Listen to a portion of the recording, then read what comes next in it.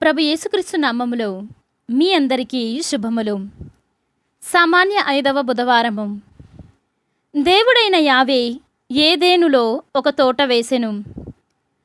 తాను సృజించిన నరుని దానిలో ఉంచెను.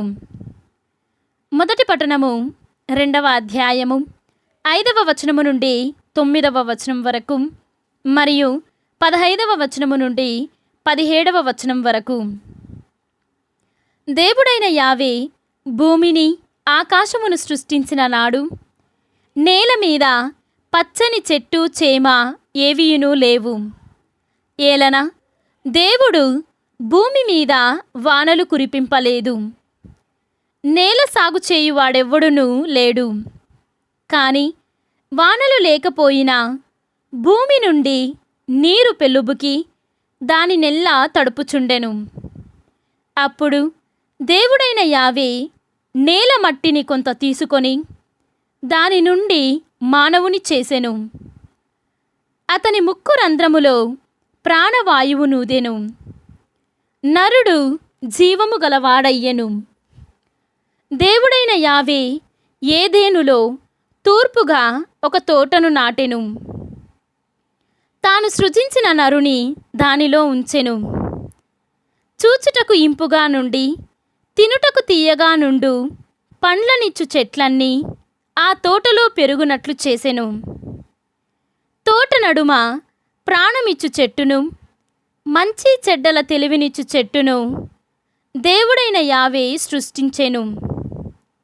దేవుడైన యావే నరుని తీసుకొని పోయి ఏదేను తోటను సాగు చేయుటకు కాచుటకు దానిలో ఉంచెను.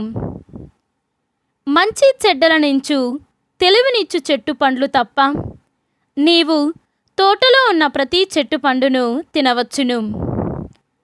ఆ చెట్టు పండు మాత్రము తినరాదు, తిన్నచో తప్పక చనిపోవుదువు అని దేవుడైన యావే నరుని ఆజ్ఞాపించెను. ఇది ప్రభువు వాక్కు. సర్వేశ్వరునికి వందనములు.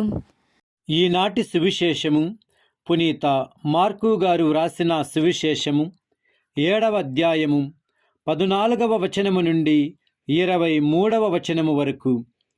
పిదప ఆయన జనసమూహమును తిరిగి పిలిచి, మీరు విని గ్రహించుకొనగలరు. వెలుపల నుండి లోనికి పోయి మనిషిని అపవిత్రునిగా చేయగలిగినది ఏదియూ లేదు.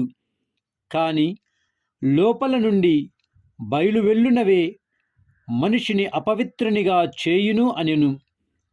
ఆయన ఆ జనసమూహముని వీడి గృహమున ప్రవేశించినప్పుడు ఆయన శిష్యులు ఈ ఉపమాన భావమును వివరింప ప్రార్థించిరి. అంతట యేసు శిష్యులను చూచి, మీరు ఇంతటి మందమతులా? మానవుడు భుజించినది ఏదియు అతనిని మాలిన్యపరచదు.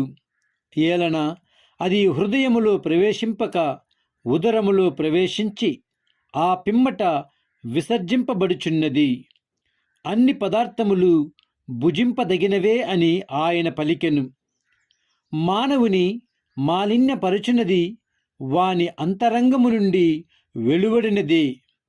ఏలన హృదయము నుండి దురాలోచనలు, వేశ్య సంగమము, దొంగతనము, నరహత్య, వ్యభిచారము, దురాశ, దౌష్టము, మోసము, కామము, మాత్సర్యము, దూషణము, అహంభావము, అవివేకము వెలువడును.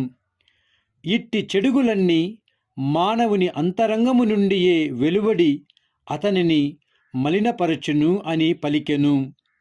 ఇది క్రీస్తు సువిశేషము. క్రీస్తువా మీకు స్తుతి కలుగునుగాక.